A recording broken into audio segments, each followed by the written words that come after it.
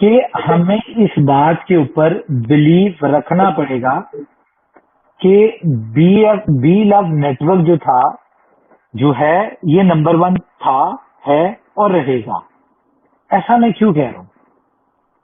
देखें, सबसे पहले मैं आप लोगों के कुछ कॉन्सेप्ट क्लियर कर दूं। बहुत सारे लोगों के पिछले दिनों में जब ट्विटर की हमने बाउंडेशन लगाई कि भाई ट्विटर फॉलो करना कंपलसरी है, बहुत सारे दोस्तों ने लोगों को परेशानी भी हुई, दिक्कत भी आई, बहुत सारी इस तरह की हर्डल्स आई। लेकिन हुआ क्या, अगर कुछ क्वेश्चंस आपसे मैं पूछूंगा और इसका आपने अपने आप को खुद जवाब देना। क्या ट्विटर के ऊपर फॉलो करवाने से कंपनी को कोई फायदा है, या इससे ट्विटर फॉलो कराने से क्या कंपनी को कोई पैसे आएंगे, या ट्विटर और टेलीग्राम फॉलो करने से कंपनी को मतलब क्या बेनिफिट है? इससे क्या जेन में आ रहा है आपके? इस बात का आपने जवाब देना है। अगर मुझसे पूछेंगे तो इसका कंपनी को कोई बेनिफिट नहीं है। क्या यूएसडीबी में चार्जेस 1% लेने से क्या कंपनी को कोई बेनिफिट है? क्या ये कंपनी को पैसे आ रहे हैं? इसका आपने अपने आप से जवाब पूछना है। अगर मैं मुझसे पूछेंगे तो मैं बताता हूं आपको, नहीं, इसका कंपनी को कोई बेनिफिट नहीं है, ना कंपनी को इसके पैसे आने हैं। ये यूएसडीबी किन लोगों ने बेची है आपको? कहां से आया यूएसडीबी? ये उन लोगों से आया, उन लोगों के पास आपके पैसे गए जिन लोगों को कंपनी ने यूएसडीबी इन शेप ऑफ रिवॉर्ड दिया था, फ्री ऑफ कॉस्ट दिया था, बीएफआईसी नेटवर्क और फर्स्ट इन्वेस्टमेंट में। तो उनका बिकवाने के लिए कंपनी ने यूएसडीबी की ऑप्शन रखी। इसे कंपनी को तो कोई पैसा नहीं आया। बहुत सारे लोगों के अलग अलग अपने अपने यानी कि व्यूज थे कि कंपनी को चाहिए बी लव में ले, कंपनी को चाहिए बी लव टोकन में फीस चार्ज करे, इस तरह की बहुत सारी चीजें थी। तो कुछ चीजों को जरा गौर करें। आज मैं आपके साथ बड़ी इंपॉर्टेंट डिस्कशन करने जा रहा हूं, आपने इन चीजों को सुनना है। कुछ चीजों को जरा गौर करें कि यूएसडीबी कंपनी ने आज से तकरीबन कोई 1 साल पहले लोगों को दिया, तकरीबन 7.5 पौने 8 करोड़ के करीब दिया, और कंपनी तब से कोशिश कर रही है कि यार किसी तरह ये यूएसडीबी खत्म हो जाए। जिन लोगों को कंपनी ने दिया था उन लोगों को ये कैश आउट हो जाए, उनको जो रिवॉर्ड उस वक्त दिया था उनके पास उसके पैसे आ जाए। कंपनी के पास इसके पैसे नहीं आने थे, लोगों के पास आ रहे थे। लेकिन कंपनी ने लोगों को अचीवर्स बनाने के लिए, लोगों को पैसे कमाने के लिए कि वो पैसे बना ले, कंपनी ने डिफरेंट जगह पे यूएसडीबी की डिमांड क्रिएट की। जैसा कि आपको पता है कि बीलफ की विड्रॉल में डाली, बुलेटों में डाली, बहुत सारी जगह पे आगे भी डालेगी जब तक खत्म नहीं होते। तो अल्टीमेटली कंपनी ने अपने उन यूजर्स को, जो पुराने यूजर्स थे, उनको अपने साथ रखने के लिए कंपनी ने यूएसडीबी की यूटिलिटीज दी। इससे जाहिर क्या होता है? इससे जाहिर ये होता है, बल्कि आप खुद इस बात को रियलाइज करेंगे कि कंपनी के लिए अपनी कम्युनिटी बहुत इंपॉर्टेंट है। वो किसी भी प्रोजेक्ट की हो, वो बीएफआईसी नेटवर्क की हो, वो फर्स्ट इन्वेस्टमेंट की हो, वो बीलव नेटवर्क की हो, या बाकी प्रोजेक्ट्स की हो। क्रिप्टो इंडस्ट्री की अगर बात करें तो इसमें सबसे मुश्किल काम भला क्या है? कम्युनिटी जनरेट करना, कम्युनिटी को बनाना। और जो कम्युनिटी एक दफा जो प्रोजेक्ट्स अपने साथ कम्युनिटी को ऐड कर लेते हैं, उन प्रोजेक्ट्स को कामयाबी से कोई नहीं रोक सकता। और अल्टीमेटली जब प्रोजेक्ट्स को कामयाबी मिलती है तो उसके साथ जुड़े जितने भी कम्युनिटी मेंबर्स होते हैं, सबको बहुत बहुत बड़े बेनिफिट्स होते हैं। तो ये कंपनी ने अच्छा, अगर बी लव के लोगों के ज़हन में ये बात है कि यार कंपनी को अपनी कम्युनिटी की परवाह नहीं, इस तरह के बहुत सारे मैसेजेस लोग कर रहे थे कि जी आपको कम्युनिटी को सोचना चाहिए, कम्युनिटी को बचाना चाहिए, तो भाई कम्युनिटी का सोच कर ही ये सारे स्टेप्स ले रहे हैं। अब बहुत सारे लोग जो होते हैं वो उनके ज़हन में ये परसेप्शन है कि जी कंपनी अपने प्लान्स को चेंज करती है, अपनी स्ट्रेटजीज को चेंज करती है, अक्सर चेंज करती रहती है। तो मुझे बताएं, जितनी भी कंपनी ने स्ट्रेटजीज को चेंज किया, क्या उनमें कंपनी को कोई बेनिफिट होता है? हमेशा से प्रोजेक्ट्स और कम्युनिटी की बेहतरी के लिए कंपनी चेंजेस लेके आती है। और अगर मैं बात करूं बीलफ की कम्युनिटी की, तो मेरे लिए इंतहाई इंपॉर्टेंट कम्युनिटी है ये। मैं अपनी कम्युनिटी से प्यार करता हूं, और ये जो रोमांस है ना कम्युनिटी का और कंपनी का, इसको मेंटेन रखने के लिए और इसको लाइफ टाइम रखने के लिए दिन रात एफर्ट्स कर रहे होते हैं। जो लोग हमारे साथ कांटेक्ट में या मेरे ब्रॉडकास्ट में है या जो डिफरेंट ग्रुप्स में मेरे साथ है, उन लोगों को पता है कि कंपनी या मैं अगर बात करें तो हम सारी सारी रात वर्किंग करते रहते हैं, स्ट्रेटजीज, प्लानिंग, डिफरेंट तरह से कोई ना कोई नई से नई चीज के ऊपर काम कर रहे होते हैं। और जब हमारी कोई स्ट्रेटजी फाइनल हो जाती है तो वो हम उसके हिंट्स टीजर के तौर पे सोशल मीडिया पे या ग्रुप्स में डाल भी देते हैं। अच्छा, ये सारी सारी रात मेहनत करने या 24 घंटों में से 20-20 घंटे मेहनत करने का पर्पस क्या है? सिर्फ पर्पस ये है कि यार हमने जो अपनी कम्युनिटी से कमिटमेंट्स की हुई है या जो हमारे साथ जुड़ के हमारी कम्युनिटी ने ड्रीम्स देखे हुए हैं, हम उनके उन ड्रीम्स को पूरा करें। आपने देखा है कि कंपनी की मैनेजमेंट, मैं अपनी बात करूं, मैं आपके सामने हूं, बहुत सारे ऐसे प्रोजेक्ट्स आप देखें, आपको उनके ऑनर्स नजर नहीं आते। ये जो लोग यहां से गए किसी और कंपनी में और उन्होंने अपने प्रोजेक्ट्स लॉन्च किए, तो जब तक प्रोजेक्ट्स चल रहे थे तब तक तो वो आपके सामने आते थे, और जैसे ही उनके प्रोजेक्ट्स में कुछ दिक्कतें आई, प्रॉब्लम आई या उनसे मैनेज नहीं हो पाई, तो वो बैकएंड पे चले गए।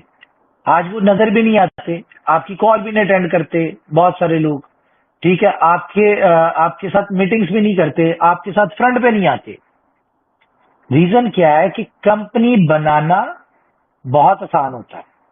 इनोवेशन फैक्ट्री को देख के कुछ 10 के करीब तो मेरे पास एग्जांपल है, बाकी मार्केट में मेरे ख्याल से 100 से कई गुना ज्यादा एग्जांपल्स हैं जिन लोगों ने इनोवेशन फैक्ट्री को देख के उसके प्रोजेक्ट्स को कॉपी करके अपनी कंपनीज बनाने की कोशिश की।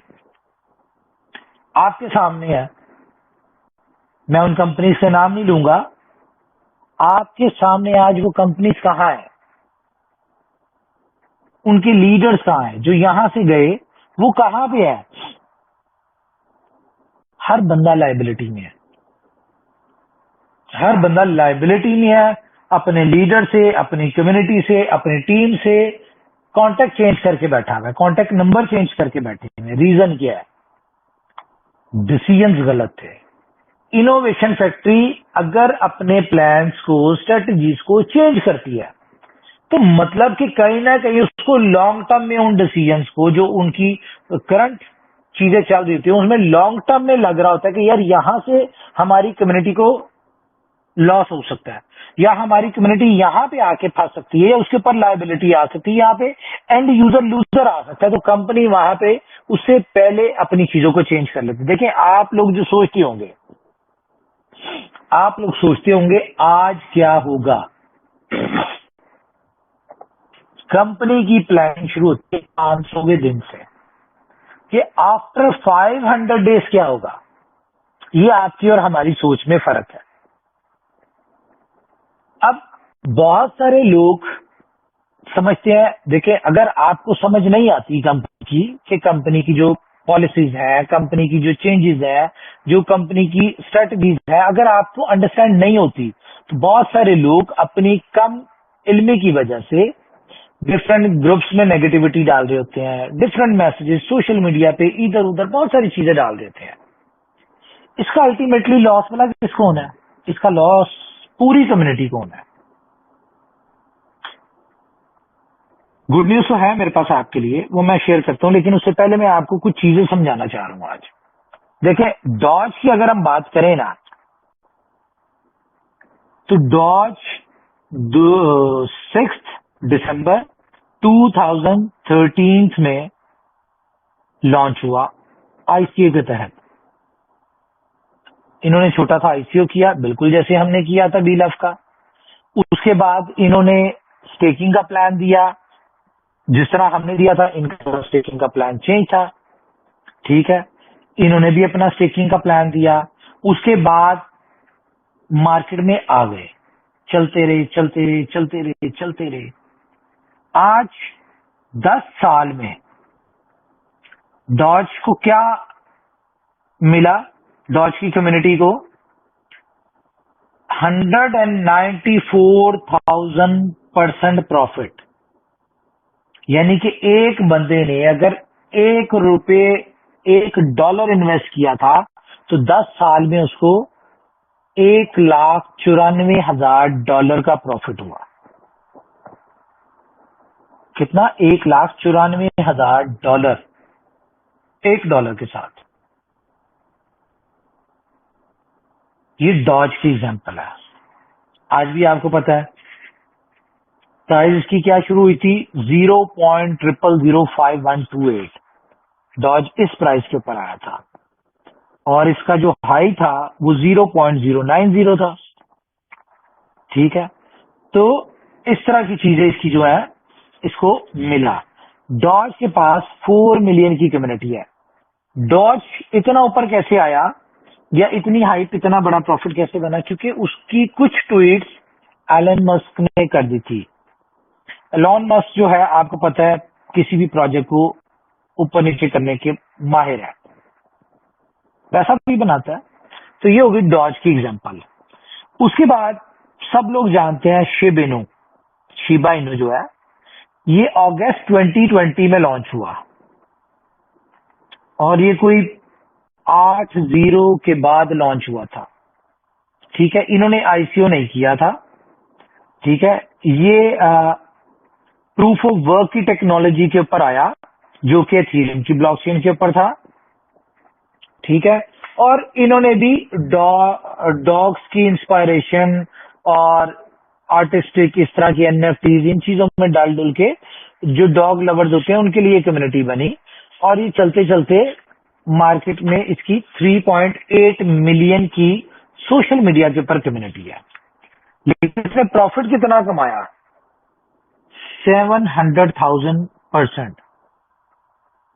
यानी कि 2020 अगस्त में ये आया और इसकी कम्युनिटी ने बेनिफिट उठाया 7 लाख%। मतलब कि किसी ने $1 इन्वेस्ट किया था तो वो $7 लाख का प्रॉफिट हुआ। उसके बाद एक पीपी कॉइन आया था अप्रैल 17 में 2023। इसने 6,000% प्रॉफिट गेन किया, यानी कि $1 लगाया था तो $6,000 कर लिया। उसके बाद अभी आपने देखा है बॉन्क, एक अभी प्रोजेक्ट आपको नजर आ रहा होगा हर एक्सचेंज के ऊपर, काफी हाइप दिया उसकी। लेकिन ये दिसंबर 2022 में हुआ था। कब हुआ था? दिसंबर 2022। और विद इन 1 ईयर इसने कितना प्रॉफिट इसकी कम्युनिटी ने बनाया? 25,000%। यानी कि किसी ने $1 इन्वेस्ट किया था तो $25,000 का प्रॉफिट इसकी कम्युनिटी को हुआ। तो ये सारी चीजें हैं। अब हम बात करते हैं अपने बीलफ की।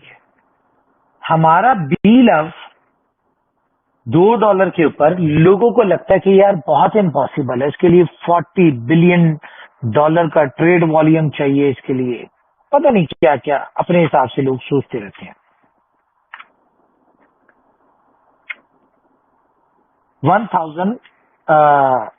2 डॉलर के लिए। अब मैं अगर बीलफ की बात करूं तो बीलफ ऑलमोस्ट अप्रैल में प्रॉपरली लॉन्च हुआ। 2023 मई, जून, जुलाई, अगस्त, सितंबर, अक्टूबर, नवंबर और ये नवंबर चल रहा है। नहीं, दिसंबर। ठीक है, अभी 8 महीने हुए हैं इसको। तसल्ली से बात सुनिए, आज मैं आपको बताऊंगा कि $2 पे बीलफ का क्या सिनेरियो होगा, कैसे होगा। अच्छा, तो हम अगर बात करें, हम कितने परसेंट की बात करें कि अगर एक बंदे ने एक $1250 लगाए, उसको कंपनी ने, सिस्टम ने प्रॉफिट दिया, सारा कुछ करके $1 मिलियन उसका बनता है। कितने परसेंट बनता है ये?